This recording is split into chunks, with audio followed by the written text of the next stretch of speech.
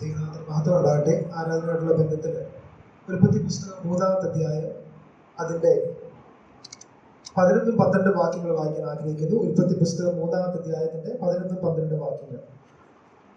തിന്നരുതെന്ന് ഞാൻ നിന്നോട് കൽപ്പിച്ച വൃക്ഷഫലം നീ തിന്നുപോകുമെന്ന് അവൻ ചോദിച്ചു. അതിന് മനുഷ്യൻ, എന്നോട് കൂടി ഇരിക്കുവാൻ നീ തന്നിട്ടുള്ള സ്ത്രീ വൃക്ഷഫലം തന്നു, ഞാൻ തിന്നുകയും ചെയ്തു എന്ന് പറഞ്ഞു.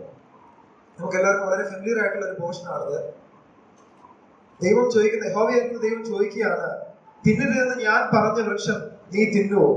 അപ്പം ആദ്യ മനുഷ്യനായിരിക്കുന്ന ആദാമിന്റെ മറുപടിയാണ്, നീ എന്നോട് കൂടി ഇരിക്കുവാൻ നീ തന്നിട്ടുള്ള സ്ത്രീ വൃക്ഷഫലം തന്നു, ഞാൻ തിന്നുകയും ചെയ്തു എന്ന് പറഞ്ഞു. ആദാം ഇവിടെ ചെയ്യുന്ന കാര്യം എന്ന് പറയുന്നത്, he simply put the blame on his wife.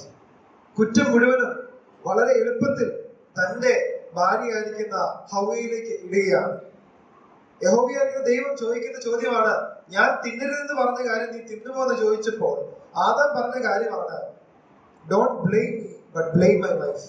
എന്നെ കുറ്റപ്പെടുത്തണ്ട, അതിന്റെ കുറ്റം എന്ന് പറയുന്നത് നീ തന്നിട്ടുള്ള എന്റെ ഭാര്യയാണ്. നമുക്കറിയാം, ഹ്യൂമൻ നേച്ചറാണ് നമ്മൾ ചെയ്ത കുറ്റം നമ്മളോട് ചോദിക്കുമ്പോൾ വളരെ എളുപ്പത്തിൽ മനുഷ്യൻ ചെയ്യുന്നൊരു കാര്യമാണ് വേറൊരു വ്യക്തിയുടെ മണ്ടയിൽ ആ തെറ്റ് ഇടുക എന്നുള്ളത്, വേറൊരു വ്യക്തിയുടെ മേല് ആ ബ്ലെയിം ഇടുക എന്നുള്ളത് ഹ്യൂമൻ നേച്ചറാണ്. അത് തന്നെയാണ് ഇവിടെ ആദാം ചെയ്യുന്നത്. എന്നെ ബ്ലെയിം ചെയ്യണ്ട, എന്റെ ഭാര്യയെ ബ്ലെയിം ചെയ്യുക. ഇതിനോടുള്ള ബന്ധത്തില് ഒരു വേദഭാഗം കൂടെ, 2 വേദഭാഗങ്ങൾ കൂടെ വായിക്കാൻ ആഗ്രഹിക്കുന്നു. മർക്കോസിന്റെ സുവിശേഷം അതിന്റെ 15-ാമത്തെ അധ്യായത്തിന്റെ 3-4 വാക്യം. മർക്കോസിന്റെ സുവിശേഷം 15-ാം അധ്യായത്തിന്റെ 3-4 വാക്യം. മഹാപുരോഹിതന്മാർ അവനെ ഏറിയോന്ന് കുറ്റം ചുമത്തി. പിലാത്തോസ് പിന്നെയും അവരോട് ചോദിച്ചു, നീ ഒരുത്തരവും പറയുന്നില്ലയോ? ഇതാ അവർ നിന്നെ എന്തെല്ലാം കുറ്റം ചുമത്തുന്നു എന്ന് പറഞ്ഞു. യേശു പിന്നെയും ഉത്തരമൊന്നും പറയാതിരിക്കാൻ പിലാത്തോസ് ആശ്ചര്യപ്പെട്ടു. നമുക്കറിയാം, ഇത് വളരെ ഫെമിലിയർ ആയിട്ടുള്ള ഒരു രംഗമാണ്. മഹാപുരോഹിതന്മാർ അവനെ ഏറിയോന്ന് കുറ്റം ചുമത്തി. അക്യൂസിങ് ഹാർഷ്ലി നമ്മൾ കാണുന്നത്. അവർക്ക് കഴിയുന്ന രീതിയിൽ, അവരുടെ ഏറ്റവും ബെസ്റ്റ് ലെവലില് ഈ വ്യക്തിയെ ഒരിക്കലും ഈ വ്യക്തിക്ക് മരണശിക്ഷ വാങ്ങിച്ചു കൊടുക്കുന്ന രീതിയിൽ അവർ കുറ്റം ചുമത്തുകയാണ്.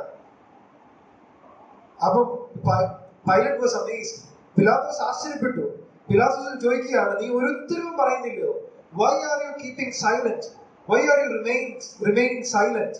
ഇത്രയും ഹാർഷ് ആയിട്ട് അക്യൂസേഷൻസ് ചെയ്യുമ്പോൾ, ഇത്രയും ഘോരമായിരിക്കുന്ന കുറ്റം നിന്റെ നേരെ ചുമത്തുമ്പോൾ, ഇത്രയും നമ്പർ ഓഫ് ചാർജസ് നിന്റെ നേരെ ചുമത്തുമ്പോൾ നിനക്ക് ഇതിനൊന്നും ഉത്തരവില്ലേ?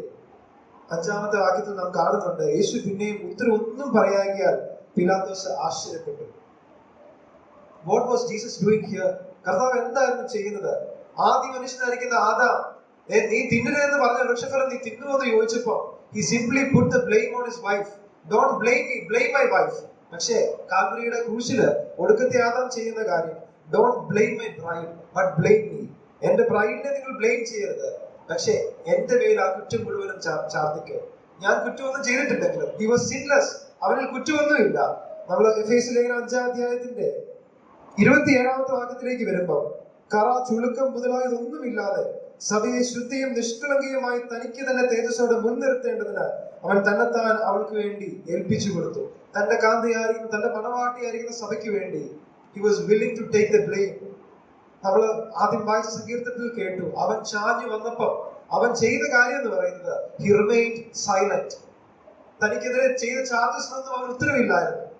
He took our blame. നമ്മുടെ ഓരോരുത്തരുടെയും ബ്ലെയിം അവൻ ഏറ്റെടുത്തു. ഇന്ന് കർത്താവിന്റെ സന്നിധിയിൽ നമ്മൾ നിൽക്കുമ്പോൾ കറ ചുളുക്കം മാലിന്യം ഒന്നുമില്ലാതെ വിശുദ്ധിയോടെ തേജസ്സോടെ തന്റെ സന്നിധിയിൽ തന്റെ കാന്തയെ മുൻനിർത്തേണ്ടതിന് what he did was he remained silent. He went to the cross.